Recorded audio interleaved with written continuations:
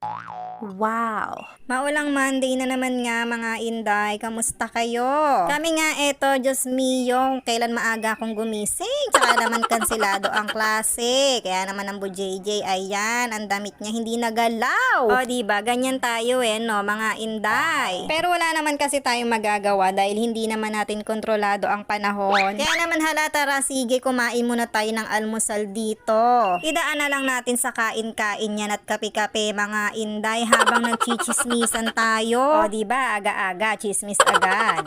Dahil nga hindi naman natuloy ang pasok pati ng ate Caitlyn na yan, ayan, nagluto na lang muna ako ng almusal namin. Ham at saka itlog at tuyo, tapos mainit-init na kape. Wow. O diba, kasyarap sa maulang panahon. Kayo mga Inday, anong mga pagkain nyo dyan sa ganitong maulang panahon? Anong mga pinaggagawa nyo dyan? O diba, ang BuJJ na yan, ang saya-saya ngayon, samantalang kaninang ginigising ko, ayaw bumangon, di daw siya papasok, tamad na tamad.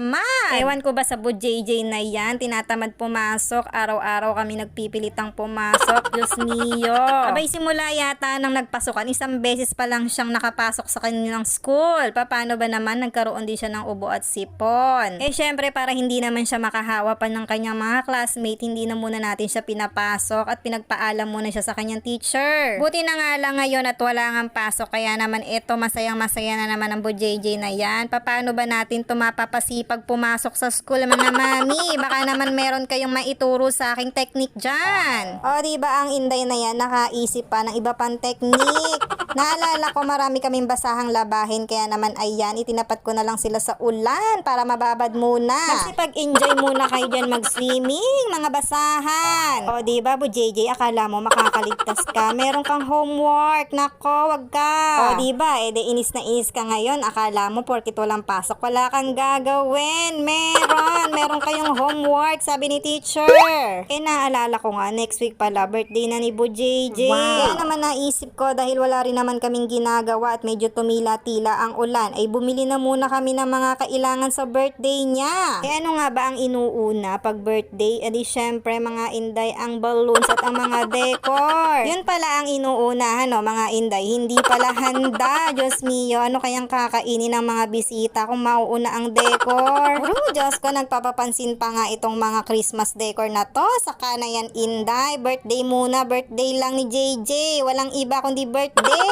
At dahil nga mahilig din namang mag-DIY ang Inday na yan, kaya naman mamimili lang tayo dito ng mga balloons. Tsaga naman po ako sa mga ganyang bagay, kaya naman okay lang yan. Unahin muna natin to, baka ito pa ang makalimutan. Simpleng birthday party lang naman po ang magaganap. Mairaos lang namin ng birthday ng BuJJ na yan, ay okay na. Ang mahirap lang naman kasi dito sa birthday ni JJ, palaging umuulan. Every September po may ulan sa birthday niya. Diyos mio.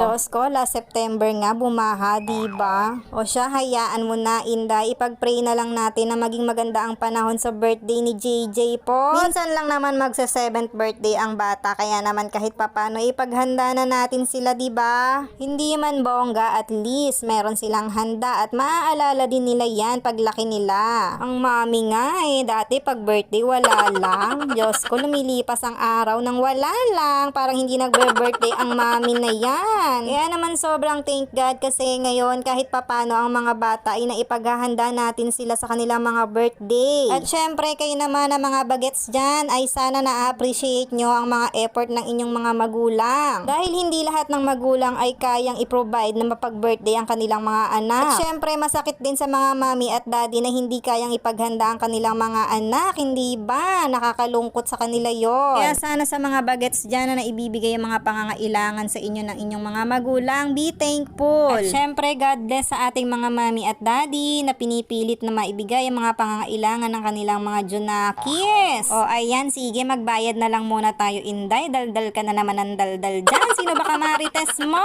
Ay wala po, kundi ang aking sarili. Diyos mio, wala naman tayong ibang makakamarites kundi ang ating sarili, diba? Dahil malapit na nga lang din dito ang Lisa's Bake Shop, dumaan na din kami para makatingin ng mga design na pwedeng ma-order sa birthday ni BuJJ. Isa din po kasi sa favorite ko ang mga paninda ng Lisa's Bake Shop, lalo na ang kanilang mga cake. Kaya naman, dito tayo magpapagawa ng cake ni Bo JJ. Dito nga daw muna ako maghintay. Kaya lang ay hindi din pala dito ang orderan, Diyos mio. Sa online din daw ako mag-o-order, mga inday. O ano pa ba, edi uwian na mga inday. See you next vlog.